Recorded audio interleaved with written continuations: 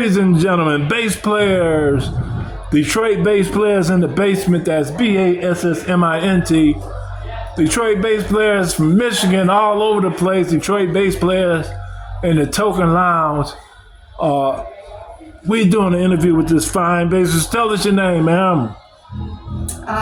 Cassandra Molloy. And why are you here tonight at the Token Lounge? What's going on? Partying, hanging out with my band, Tribe 989. You know what? I just saw Tribe 99, and you guys sound fantastic. I wish I could have got some shots, because I'm a big fan of bass players. I heard you. The sound man could have gave us some more bass, but I heard you, and I felt you. Along with the drummer, you guys sounded... That's what it is, to be felt. Yeah, you guys sound pretty good. So my first question, Cassie, is when did you start playing the bass and why?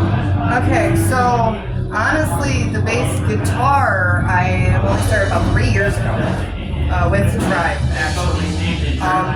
But my bass background comes from, I played bass clarinet in band in high school. Well, yeah, that's still a bass. So yes, Cassie, I was talking to one of your band members, and he told me he taught you everything he knew about the bass. He passed it on to you. Pretty much. The best way he described it to me is, I guess I know a little bit of piano as well, like note reading from band in high school, whatever. But he's like, it's set up like a keyboard. And I'm like, okay, that makes sense. And then it all just kind of clicked, and the rhythm, and being bass clarinet in my high school band was awesome because you could feel me playing, and that's what I like about bass guitar too. Yeah, there's something about the way the lower end resonates. That's what drew me to it. Mm-hmm. So speaking of bass, what is this beautiful thing that you have in your hand? Schecter. I knew it was a Schecter. It looks good when you was on the stage too. This is awesome, and I forgive me because I am not all information when it comes to the different types of basses and whatnot, but I love this because the neck is actually smaller because my hand is smaller. Mm-hmm. Because I'm, of course, a woman, so it makes it nice for me to be able to hold on and play. And yeah, that's awesome. So that's the only one you have? You have plenty? No, I have another one. I actually have a Jackson too. So then I have a couple more at home. I do have a 5-string Schecter at home too that I've been just kind of playing around with, and I just got a new acoustic electric bass, so that's pretty cool too.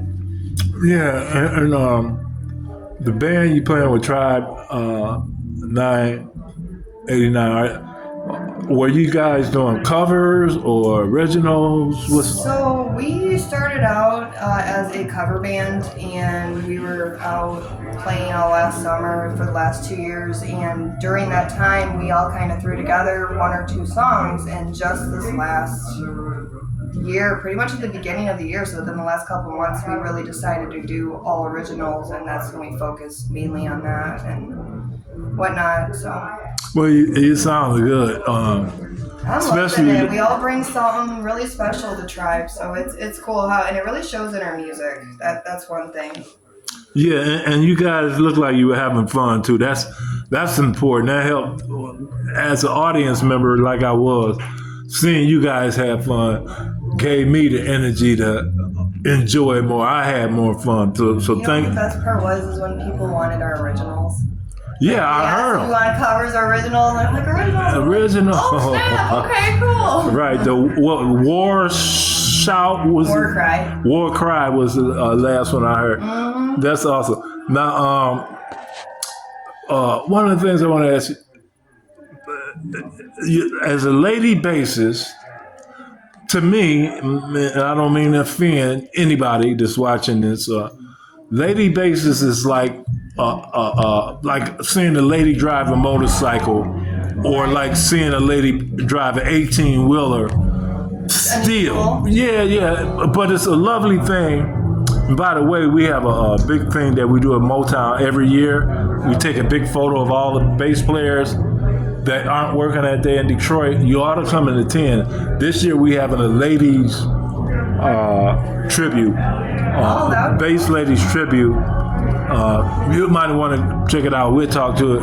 It's August 9th, by the way, in front of Motown. It's free for all bass players to show up, and they show up and they show out.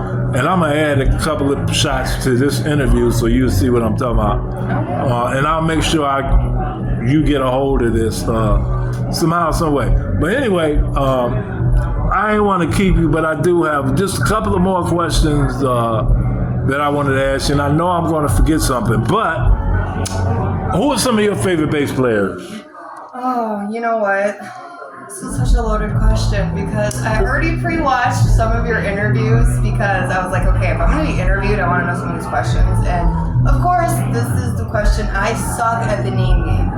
But okay, here's another way to answer. Bands that I enjoy. Yeah, that's good enough. Yeah, so growing up, my older brother, actually, he's the one who did the lyrics for War Cry, James. So credit for him on that. But he got me really into like Korn. Korn is still one of my favorite bands there is out there, like the heavier, and their sound is so different and unique. And you know when they come on the radio, you know that's Korn. That's why I love them because they're so unique.